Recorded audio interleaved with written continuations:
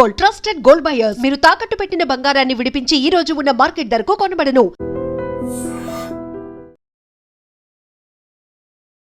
నమస్తే, welcome to I dream. నా పేరు వలి. ప్రస్తుతం లైవ్ లో జాయిన్ అయ్యారు రాజశేఖర్ గారు. ఆయన chief engineer in oil tanker. ఆయన ప్రస్తుతం హార్ముజ్ జలసంధికి అత్యంత సమీపంగా ఉన్నారు. ఎప్పుడైతే యుద్ధం ప్రారంభమైందో అప్పటి నుంచి కూడా వాళ్ళ షిప్ అక్కడ ఆగిపోయినటువంటి పరిస్థితి ఉంది. మార్చి 1 నుంచి ఇప్పుడు వరకు అంటే చూడండి ఎన్ని రోజులు అవుతుందో. సో ఇంకా ఎప్పుడు ఆ సంధిని దాటుకుంటూ బయటకు రావాలని చెప్పి వేచి చూస్తున్నటువంటి పరిస్థితి ఉంది. ఆయన దానికి సమీపంలో ఉన్నారు కాబట్టి అక్కడ వాస్తవ పరిస్థితులు ఏంటో మనం తెలుసుకునే ప్రయత్నం చేద్దాం. రాజశేఖర్ గారు నమస్తే సార్. నమస్తే అండి. 15 years నుంచి షిప్పింగ్ లో ఉన్నాను. మెర్చంట్ నేవీ షిప్స్ లో ఆల్మోస్ట్ ప్రతి షిప్ ఆయిల్ ట్యాంకర్ లోనే చేశాను. ప్రతిసారి అంత నార్మల్ గానే జరిగేది. ఈసారి మాత్రం అనుకోకుండా ఇరుక్కుపోయాం అనమాట. అంటే మనకు తెలియని, మనకి రిలేటెడ్ లేని ఒక జియో పాలిటిక్స్ గేమ్ లో అమాయకులైన Merchant navy engineers, officers, crew వీళ్ళందరూ ఇరుక్కుపోయారు. నా ఒక్క షిప్ అనే కాదు, మన ఇండియాకి సంబంధించిన చాలా షిప్స్, అంటే ఇండియన్ ఫ్లాగ్ ఉన్న షిప్స్, ఇండియన్ ఓనర్స్ ఉన్న షిప్స్ అనే కాకుండా కొన్ని వేరే ప్రైవేట్ కంపెనీస్ లో కూడా ఎంతో మంది ఇండియన్స్ వర్క్ చేస్తూ ఉంటారు. అలా వేలల్లో షిప్స్ ఇప్పుడు పర్షియన్ గల్ఫ్ లో ఉన్నాయి. ఇప్పుడున్న ఈ సిచ్యువేషన్ లో ఎవరు అఫీషియల్ గా పర్మిషన్ కూడా ఇవ్వరు ఆ స్ట్రైట్ ఆఫ్ హార్మోస్ క్రాస్ చేసి మీరు సేఫ్ గా ఎక్కడికంటే అక్కడికి వెళ్ళండి అని చెప్పి. ఏవో ఎమర్జెన్సీ కేసెస్ లో మన కంట్రీకి ఉన్న ఇరాన్ తోటి గుడ్ రిలేషన్ వల్ల ఒక 2 షిప్ల, ఈ రోజు ఎల్ఎన్జి షిప్లు, ఎల్పిజి షిప్స్ 2 నందాదేవి అని చెప్పి, ఇంకొకటి శివాలిక్ అనే ఒక షిప్ ని క్రాస్ చేశారు. సో అవి 16th and 17th కి మన ఇండియాకి రీచ్ అవుతాయి. సో ఇది అన్ఎక్స్పెక్టెడ్ సిచ్యువేషన్. హోప్ఫుల్లీ తొందరగా సాల్వ్ అవ్వాలని చూస్తున్నాం. ఇప్పుడు భారత్ కి సంబంధించిన నౌకలు మెల్లమెల్లగా వదులుతున్నారు, ఇబ్బంది లేదు. మెల్లమెల్లగా అంటే 2 షిప్స్ అయితే వదిలారు ఈ రోజు. గ్యాస్ ట్యాంకర్స్, మనకి ఎల్పిజి ప్రాబ్లం ఉందని చెప్పి. ఇంకా క్రూడ్ ట్యాంకర్స్ కూడా 2 షిప్స్ వచ్చాయి, స్ట్రైట్ ఆఫ్ హార్మోస్ ని క్రాస్ అయ్యాయి. ఇవి ఎలా ఉంటాయంటే కొందరు రిస్క్ చేసి వచ్చే వాళ్ళు కొందరు ఉంటారు, కొందరు అఫీషియల్ గా పర్మిషన్ తీసుకుని వచ్చే వాళ్ళు ఉంటారు. రిస్క్ చేసుకొని రావడం అంటే వాళ్ళ కంపెనీ ప్రెజర్ పెట్టుద్ది, మీరు అంతా కమ్యూనికేషన్ అంతా ఆఫ్ చేసుకొని డార్క్ మోడ్ లో అది క్రాస్ చేయండి అని చెప్తుంది. అలా చేయడం రిస్క్. మనం పని చేయడానికి వచ్చింది, సేఫ్ గా వర్క్ చేయడానికి వచ్చాము. అలాంటి రిస్క్ తీసుకోవద్దు అనేది నా ఒపీనియన్. ఇప్పుడు ఏంటి సార్ అక్కడ సిచ్యువేషన్? ఇప్పుడు ఇజ్రాయెల్, అమెరికా నుంచి పెద్ద ఎత్తున దాడులు జరుగుతున్నాయి. ఇరాన్ కూడా అదే స్థాయిలో దాడి చేస్తుంది. హర్ముజ్ ను మూసేస్తాం, ఏ నౌక వచ్చినా సరే కింద సీ మైన్స్ పెట్టి లేపేస్తాం, ఇలాంటి ప్రకటనలు చూస్తున్నా చాలా భయంగా అనిపిస్తుంది. మీరు అక్కడే ఉన్నారు కాబట్టి ఏంటి ఆ యుద్ధం తాలూకు ఆ పేలులు కావచ్చు, ఆ శబ్దాలు కావచ్చు మీకు కనిపిస్తున్నాయా, వినిపిస్తున్నాయా? యాక్చువల్ గా మేము దుబాయ్ కి అవుటర్ యాంకరేజ్ లో ఉన్నాము. సో అవుటర్ యాంకరేజ్ కి మాకు లెఫ్ట్ సైడ్ లో ఇరాన్ కి సంబంధించిన ఒక ఐలాండ్ కనిపిస్తుంది, ఇంకో సైడ్ ఏమో దుబాయ్ ఉంది. సో ఆబ్వియస్ గా వీళ్ళు ఏం చేస్తున్నారంటే, అమెరికా వాళ్ళు వాళ్ళకి సంబంధించిన మేబీ దేర్ నేవీకి సంబంధించిన షిప్ అరేబియన్ సీలో పెట్టుంటారు, అబ్రహాం లింకన్ ని, ఎయిర్ క్రాఫ్ట్ క్యారియర్ ని. అక్కడ నుంచి కానీ ఏదైనా ఒక వాళ్ళ ఎన్నో స్థావరాలు ఉంటాయి అమెరికాకు సంబంధించినవి కూడా యుఏఈ గల్ఫ్ కంట్రీస్ లో, అక్కడ నుంచి వాళ్ళు అటాక్ చేస్తున్నారు ఇరాన్ మీద. డామినేషన్ అయితే ఈ అమెరికా, ఇజ్రాయెల్ వాళ్ళదే ఎక్కువ ఉంది. ఐ మీన్ మిజైల్స్ వేయడము, డ్రోన్స్ తోటి చేయడము అవన్నీ జరుగుతున్నాయి. ఇరాన్ ఏమో అది మరీ సైలెంట్ గా ఏమి ఉండట్లేదు. తాను ఏం చేస్తుందంటే చూస్తుంది, ఒక స్ట్రాటజీ తోటి అది ప్లే చేస్తుంది. ఒక కంట్రీ ఒక 2 weeks నుంచి ఒక ఇట్లాంటి యుద్ధాన్ని తట్టుకొని ఉండడమే గ్రేట్. ఎందుకంటే వాళ్ళ మెయిన్ లీడరే చనిపోయి, ఒక పెద్ద పెద్ద అఫీషియల్స్ చనిపోయిన తర్వాత కూడా ఒక బ్యాకప్ టీమ్ తోటి ఇప్పటి వరకు వాళ్ళు ఉండడం అన్నది గ్రేట్. సో నేను షిప్ లో మాకు సరిగ్గా నిద్రపోవడానికి కూడా అప్పుడప్పుడు ఈ ఉలిక్కి పడి సడన్ గా ఒకేసారి షిప్ వైబ్రేట్ అయిపోతుంది, ఆ సౌండ్స్ వస్తున్నాయి. ఎక్కడో ఒక 50 kilometers దూరంలో ఉన్న ఐలాండ్ లో మిజైల్ పడితే వచ్చే ఆ వెలుతురు ఉంటుంది కదా, అవన్నీ చూసి ఒకప్పుడు దీపావళి టైంలో మనకి ఏదో సరదా అనిపించేది, ఇప్పుడు అలాంటి ఒక రియల్ లైఫ్ లో ఇట్లాంటి మిజైల్స్ అవన్నీ విని కొంచెం భయంగానే ఉంటుంది, కానీ భయపడుతూ ఉండలేం కాబట్టి యాక్సెప్ట్ చేస్తున్నాను. నేను అనుకోవటం మీకు అసలు రాత్రిపూట నిద్ర కూడా సరిగా పట్టదు అనుకుంటా. ఎందుకంటే ఆ శబ్దాలకి, ఆ సౌండ్లకి, ఆ వెలుతురుకి ఏమొచ్చి మీ షిప్ మీద పడతామని చెప్పి ఆ భయం ఉంటుంది కదా జనరల్ గా. నిన్న యాక్చువల్ గా నైట్ 3:30కి అలా ఒక డ్రోన్ మా షిప్ మీద నుంచి వెళ్ళింది. ఆ డ్రోన్ మై గాడ్. కి ఇంకొకరు ఎవరో ఒక ఫైటర్ జెట్ తోటి ఇంటర్సెప్టర్ ని పంపారనమాట. సో దాన్ని పేల్చిండు. అది జస్ట్ 200 మీటర్స్ దూరంలో పడ్డది. ఇప్పుడు ఏంటంటే ట్యాంకర్స్ ఎలా ఉంటాయంటే నాఫ్తా లాంటివి, డీజిల్ లాంటివి, మన పెట్రోల్ బంక్ లో ఎవరైనా లైటర్ వెలిగిస్తేనే అది ఇట్లా మంట అంటుకుంటది కదా, అవును, అట్లాంటిది అవును. ఇట్లాంటిది ఏదన్నా ఇంత పెద్ద టన్, 1,00,000 టన్నులు ఉన్న ఆయిల్ మీద ఆ నిప్పు రవ్వ పడితే ప్రాబ్లమ్ అయ్యే ఛాన్స్ ఉంటుంది. సో ఆ భయం ఒకటి, ప్లస్ అలాంటిది ఏదైనా జరిగితే వెంటనే మేము తప్పించుకోవడానికి లైఫ్ జాకెట్లు వేసుకొని లైఫ్ బోట్ లో ఎక్కి ఎలా తప్పించుకోవాలి అలాంటి డ్రిల్లు చేసి మా వరకు అట్లా మేము వాచ్ కీపింగ్ ఎక్కడ ఏం జరుగుతుందని అబ్జర్వ్ చేసుకుంటూ ఉంటున్నాం. ఉమ్, ఉమ్. సరే, ఇప్పుడు మార్చి 1 నుంచి మీరు ఈ రోజు వరకు కూడా సేమ్ ప్లేస్ లోనే ఉన్నారా? ఎక్కడైతే ఆగారో అదే ప్లేస్ లో ఉండిపోయారా? కదలట్లేదా? అవును. అంటే మాకు పోర్ట్ పర్మిషన్స్ ఇప్పుడు మేము ఇరాక్ నుంచి వచ్చాము. దుబాయ్ లో డిశ్చార్జింగ్ చేయాలి. కాకపోతే దుబాయ్ సైడ్ లో ఏవైతే ఉన్నాయో అన్ని పోర్ట్స్ టెంపరీగా క్లోజ్ చేశారు. ఎందుకంటే ఇప్పుడున్న కండిషన్ లో ఏదో ఆపరేట్ చేసినా అటు ఇరాన్ వాళ్ళు ఆ టెర్మినల్స్ ని పేల్ చేస్తున్నారు. సో సేఫ్టీ కోసం వాళ్ళు క్లోజ్ చేశారు.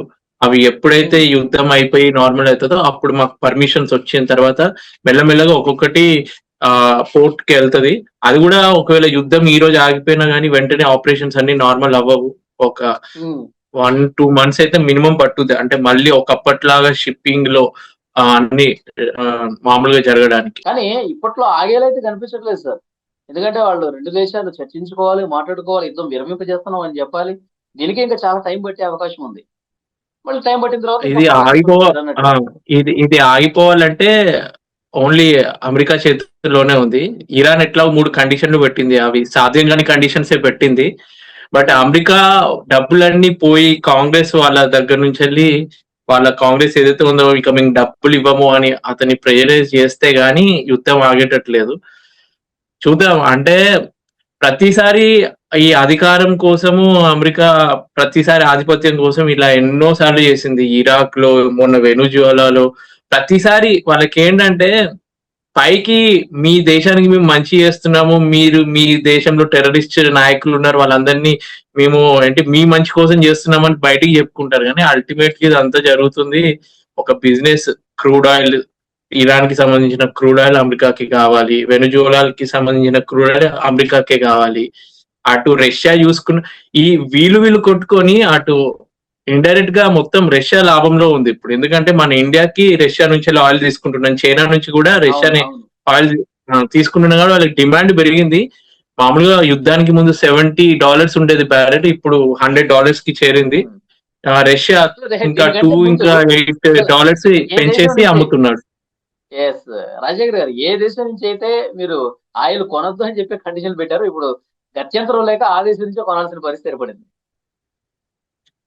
ప్లస్ ఇంకొకటి ఏంటంటే ఎంతసేపు మన జనాలు కూడా ఎంత లాస్ వస్తుంది, మనకి ఎల్పిజి దొరకట్లేదు, క్రూడ్ ఆయిల్, పెట్రోల్, డీజిల్ రేట్లు పెరుగుతాయేమో అన్న భయంతో ఉన్నారు. కానీ అసలు ఇప్పుడు మన బాడీకి హార్ట్ వల్లనే మొత్తం బ్లడ్ సర్క్యులేషన్ అవుతుంది కదా.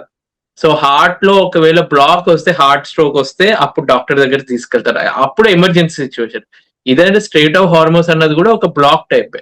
ఇది ఇక్కడ బ్లాక్ అయింది కాబట్టి ట్రేడ్ అంతా ఆగిపోతుంది. ఇప్పుడు జనాలు అందరూ రియలైజ్ అవుతున్నారు, ఓకే షిప్పింగ్ అంటే ఇంత ఇంపార్టెంటా అని చెప్పి. ప్రపంచంలో 90% ట్రేడ్ అవును, అవును. మాతోటి, మెర్చెంట్ నేవీ తోటే అవుతుంది కదా. ఇంత ఇంపార్టెంట్ ఉన్నా గానీ ఇండియన్స్ ఆల్మోస్ట్ 7 చనిపోయారు నా వరకు. నాకు ప్రతి ఒక్కరి పేర్లు అవన్నీ తెలుసు.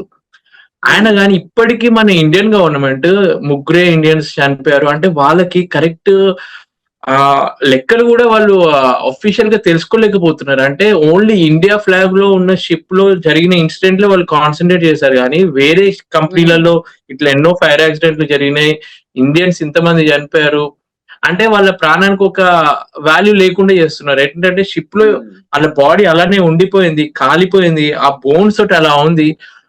ఆ బాడీని కూడా ఇండియాకి ఇంకా తెప్పించలేకపోతున్నారు. అంటే వాళ్ళ ఫ్యామిలీస్ ఎంత ఇబ్బంది పడుతున్నారు. అంటే ఏదైనా ఎయిర్ ఇండియా చాలా లాంటి బాధాకరం. ఫ్లైట్ లో జరిగిన ఫ్లైట్ లో ఏదైనా జరిగితే అబ్బో అని చెప్పి మొత్తం మీడియా అటెన్షన్ వెళ్తుంది.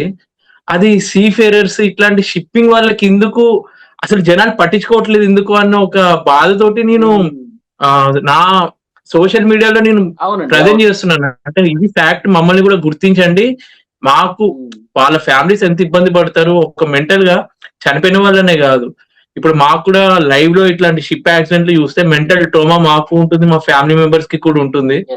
అది నేను జనాలకు చెప్పాలనుకుంటున్నాను. 2 వారాలుగా సముద్రంలోనే ఉండిపోయారు, ఎక్కడ పడితే ఎక్కడ అయితే ఆగారు అక్కడ ఉండిపోయారు. మీ ఫ్యామిలీ మెంబర్స్ చాలా ఆందోళన ఉంటారు, మాకు అర్థమవుతుంది. వాళ్ళు రోజు ఫోన్లు చేయటం, మాట్లాడటం, పరిస్థితిని తెలుసుకోవటం జరుగుతుందా? ఇంట్లో వాళ్ళు ఎలా ఫీల్ అవుతున్నారంటే ఏం మాట్లాడుతున్నారు? ఎప్పుడు న్యూస్ లో చూడని ఇంట్లో వాళ్ళు కూడా ఇప్పుడు నేను ఇక్కడ ఉన్నాను కాబట్టి న్యూస్ ఫాలో అవ్వడము, అంటే వాళ్ళకి నేను ధైర్యంగా ఉంటాను. ఎందుకంటే షిప్ లో ఉన్న వాళ్ళకి ఇవన్నీ ఏదో విధంగా పనిలో బిజీగా ఉండి ధైర్యంగా ఉండగలం, కానీ ఇంట్లో వాళ్ళకి ఏంటంటే ఇక్కడ సిచ్యువేషన్ గురించి వాళ్ళకి కరెక్ట్ ఇన్ఫర్మేషన్ ఉండదు. ప్లస్ మాకు ఇంటర్నెట్ అనేది మనకంటే ల్యాండ్ మీద రీఛార్జీలు చేసుకుంటే వెంటనే ఇంటర్నెట్ వస్తుంది, మాకు శాటిలైట్ తోటి ఇంటర్నెట్ లిమిటెడ్ ఉంటుంది. సో ఆ లిమిటెడ్ టైంలో ఇంట్లో వాళ్ళతోటి అంత ఇన్ఫర్మేషన్ చెప్పడము, ఒక రోజు మిస్ అయ్యామనుకో వాళ్ళతో మాట్లాడకపోతే అయ్యో ఈ రోజు ఏమైంది, ఎందుకు మిస్ అయింది కాల్ అని చెప్పి ఆ ఆందోళన అంటే ఉంటుంది, చాలా మందికి ఉంటుంది. మీరే ధైర్యం చెప్తున్నారు అనుకుంటా బహుశా.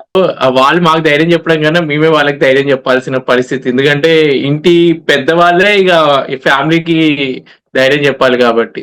ప్లస్ నా ఇంటెన్షన్ ఒక్కొక్కరిని ప్యానిక్ చేయాలి, షిప్ల వల్ల ఇంత లాస్ అవుతుంది అది అవుతుంది, అది ఇంటెన్షన్ కాదు. మనల్ని కూడా ఇప్పుడు ఎల్పిజి తక్కువైపోయింది అని చెప్పి ఒక్కొక్కరు వెల్ ఎడ్యుకేటెడ్ ఫ్యామిలీస్ కూడా ఒక్క సిలిండర్ కాకుండా 2-3 సిలిండర్లు ఒకేసారి బుక్ చేసుకొని దానికి అనవసరంగా డిమాండ్ పెంచేసి వేరే వాళ్ళకి ఇబ్బంది గురి చేస్తున్నారు.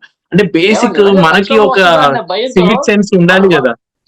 భయంతో బుక్ చేసేస్తున్నారు, అసలు అంత ప్రాబ్లం లేదని చెప్పి గవర్నమెంట్ చెప్తున్నా సరే ముందు ఎవరిలో వాళ్ళు చూసుకోవాలి కదా అని చెప్పి వెంటనే బుకింగ్ మీద బుకింగ్ చేయడం వల్ల క్రాష్ అయిపోతుంది, ఇబ్బంది. సో నా ఇంటెన్షన్ ఒకటే, గవర్నమెంట్ అఫీషియల్స్ కూడా జస్ట్ ఇండియన్ ఫ్లాగ్ ఉన్న షిప్స్ అనే కాకుండా ఎన్నో ఇప్పుడు ఆల్మోస్ట్ 3000 షిప్స్ వరకు పర్షియన్ గల్ఫ్ లో ఉన్నాయి. ప్రతి ఒక్క షిప్ లో మాక్సిమం ఇండియన్ ఉంటారు, ఎందుకంటే ఇండియన్స్ ఫిలిపినోస్ అన్నది ప్రతి మెర్చెంట్ నేవీ షిప్ లో మాక్సిమం ఉంటారు. సో మీ డేటా అంతా కలెక్ట్ చేసుకొని ఎప్పుడు ఎలా ఉంది పరిస్థితి, ఏదైనా షిప్ కి ఏదైనా జరిగితే మీ సైడ్ నుంచి వెళ్ళి మీరు ఎంత క్విక్ గా యాక్షన్ తీసుకుంటే వాళ్ళకి అంత మంచిది. మొన్న ఒక ఇన్సిడెంట్ నా కళ్ళ ముందు షిప్పులను మాత్రమే పరిగణలోకి తీసుకోకుండా ఈ భారతీయ షిప్, భారతీయ జెండా ఉన్నటువంటి షిప్పే కాకుండా అసలు ఇప్పుడు హర్ముజ్ జలసంధి దగ్గర భారతీయులు ఏ షిప్పుల్లో ఎంతమంది ఉన్నారు, అది ఇంపార్టెంట్. ఆ డేటాను కూడా వాళ్ళు సేకరించి, ఎందుకంటే మాలాంటి వాళ్ళు మేము ఒక ఇండివిజువల్ షిప్ లో ఉన్నాం, మేము అంతా చేయడం మా పని కాదు, అది గవర్నమెంట్ అఫీషియల్స్ కి అన్ని ఐడియా ఉంటుంది ఏ షిప్లు ఉన్నాయని చెప్పి వాళ్ళ డేటా కలెక్ట్ చేసి వాళ్ళ సేఫ్టీ కోసం కొంచెం ప్రికాషన్ తీసుకుంటే బాగుంటుంది. ఇప్పుడు కరెక్ట్ గా హర్మూజ్ జలసంధికి మీకు ఎన్ని కిలోమీటర్లు అన్నారు? ఒక 50 కిలోమీటర్స్ ఉంటుంది. 50 ఉంటుంది మేమున్న ప్లేస్. మొత్తం మీ చుట్టూ ఎన్ని షిప్లు ఉన్నాయి సార్? ఆల్మోస్ట్ నా కంటికి కనిపించేటి ఒక 200 to 300 షిప్స్ కనిపిస్తాయి నాకు. ఇంకా మీ కంపెనీకి సంబంధించిన వాళ్ళు రెగ్యులర్ టచ్ లో ఉండి మాట్లాడుతూ ఉన్నారా, ఏంటి పరిస్థితి, ఏంటి అప్డేట్ ఇస్తా ఉన్నారా? ఇప్పుడు కంపెనీ వాళ్ళ పరిస్థితి కూడా ఏంటంటే వాళ్ళు కూడా పర్టికులర్ ఈ సెట్ ఆఫ్ రూల్స్ అని చెప్పలేరు. మామూలుగా ఏదైనా చిన్న యాక్సిడెంట్ జరిగితే, ఫైర్ యాక్సిడెంట్ జరిగితే, ఫ్లడ్డింగ్ జరిగితే, ఎట్లాంటి ఎమర్జెన్సీ సిచ్యువేషన్ లో ఎలా తప్పించుకోవాలన్నదే వాళ్ళకి మాకు ఉంటుంది ప్రొసీజర్. కానీ మిజైల్ వచ్చి అటాక్ చేస్తే, డ్రోన్లు వచ్చి పడితే ఏం చేయాలో అన్నది అది ఇవన్నీ మాకు బియాండ్ అన్నమాట.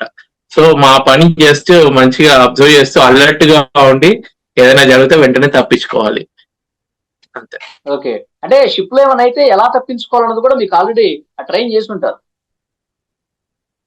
అవి ట్రైన్ చేస్తాం. కాకపోతే అప్పుడప్పుడు ఫైర్ యాక్సిడెంట్స్ ఎలా ఉంటాయంటే తప్పించుకోవడానికి కూడా వీల్లేని పరిస్థితులు కొన్ని ఉంటాయి.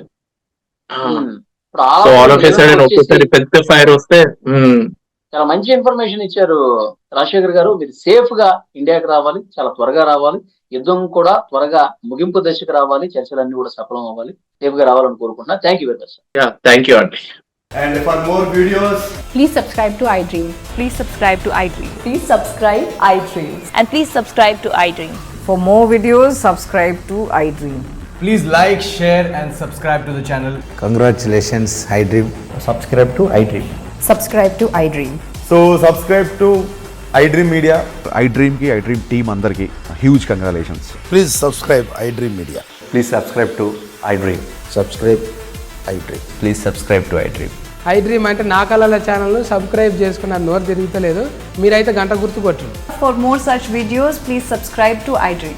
Subscribe to iDream. Please subscribe to iDream. Please subscribe iDream Media. Please do subscribe to iDream. Please subscribe to iDream Media. For best entertainment and information, please subscribe iDream. And don't forget to subscribe to iDream.